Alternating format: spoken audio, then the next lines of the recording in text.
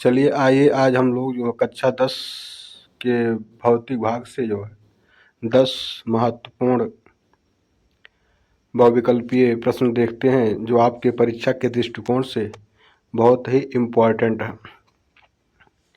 देखिए पहला क्वेश्चन है, विद्युत धारा की एसआई इकाई क्या है, अर्थात विद्युत धारा का जो है एसआई पद्धति में मात्रक क्या होता है। पहला दिया है वोल्ट, दूसरा ओम, तीसरा एम्पियर और चौथा दिया है वाट। तो मित्रों विद्युत धारा का जो एसआई मात्रक होता है वो एम्पियर होता है। तो ऑप्शन नंबर सी जो है सही होगा। प्रश्न नंबर 2 देखिए, ओम का नियम किस संबंध को दर्शाता है। पहला बी प्रोपोर्शनल आई, दूसरा आई प्रोपोर्शनल आर, तीसरा बी प्रोपोर्शनल आर और चौथा है आर प्रोपोर्शनल आई। तो दोस्तों ओम का जो नियम है वो बी प्रोपोर्शनल आई जो है वो ओम के नियम को जो है दर्शाता है। इस प्रकार पहला ऑप्शन जो है वो सही हो जाएगा। तीसरा क्वेश्चन देखिए क्या है, विद्युत शक्ति का इकाई क्या है। पहला जूल, दूसरा वाट, तीसरा वोल्ट, चौथा एम्पियर। तो विद्युत शक्ति का जो इकाई है वह वाट होता है दोस्तों। तो इस प्रकार जो सेक्शन बी है वो आपका राइट आंसर होगा। क्वेश्चन नंबर अगला देखेंगे आप 4, 3 नंबर देखेंगे, हाँ 4 नंबर पे आएंगे। दर्पण में बनने वाले प्रतिबिंब का नियम किस पर आधारित है। पहला है परावर्तन, दूसरा अपवर्तन, तीसरा विवर्तन, चौथा हस्तक्षेप। तो इसका जो जवाब होगा, दर्पण में प्रतिबिंब बनाने का जो नियम है वो परावर्तन पर आधारित होता है। इस प्रकार ए इज ये राइट ऑप्शन। चलिए नेक्स्ट क्वेश्चन देखते हैं। क्वेश्चन नंबर 5, उत्तल लेंस का आवर्धन हमेशा होता है। उत्तल लेंस का आवर्धन हमेशा होता है। पहला धनात्मक, दूसरा दिया है ऋणात्मक, तीसरा दिया है शून्य, चौथा दिया है अनंत। तो मित्रों अवतल लेंस का जो आवर्धन होता है वह जो है धनात्मक होता है। तो ए ये राइट आंसर। विद्युत मोटर का सिद्धांत किस पर आधारित है।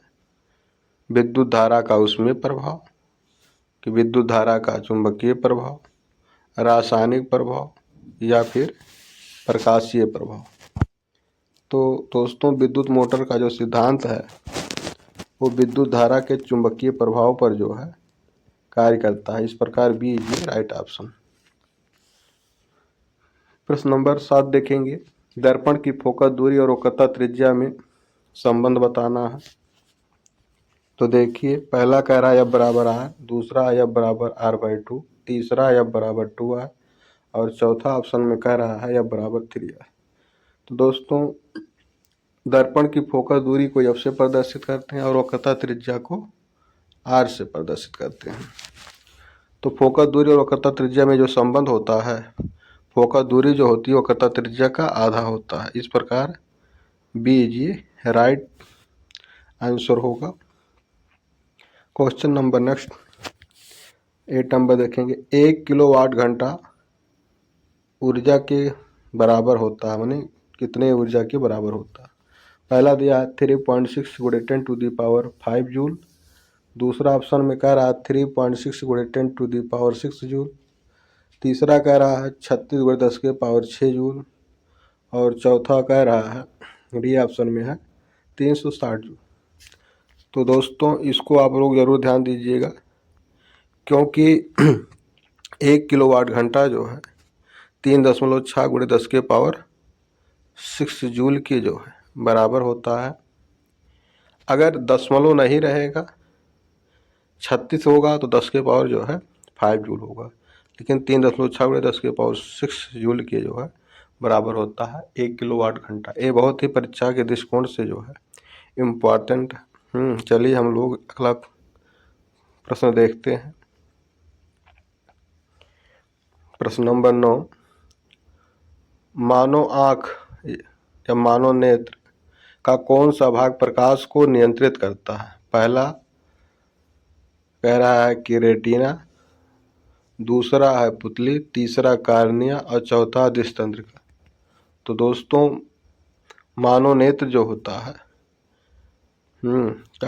वह भाग है पुतली, जो प्रकाश को अंदर जाने को नियंत्रित करती है। जितनी ज़रूरत होती है उतना ही प्रकाश अंदर भेजती है। ये अधिक प्रकाश में अपने आप को छोटा कर लेती है और कम प्रकाश में जो है अपने आप को फैला लेती है। चलिए लास्ट क्वेश्चन देखते हैं। ट्रांसफार्मर किस धारा पर कार्य करता है? पहला AC, दूसरा DC, तीसरा A और B अर्थात AC और DC दोनों पर। तो इसका जवाब आप लोग जो है कमेंट बॉक्स में ज़रूर बताइएगा। दोस्तों ये वीडियो आपको कैसा लगा? अगर ये वीडियो आपको अच्छा लगा हो तो वीडियो को लाइक कीजिए, अपने दोस्तों के पास इसको शेयर कीजिए और चैनल को सब्सक्राइब कीजिए। इस चैनल पर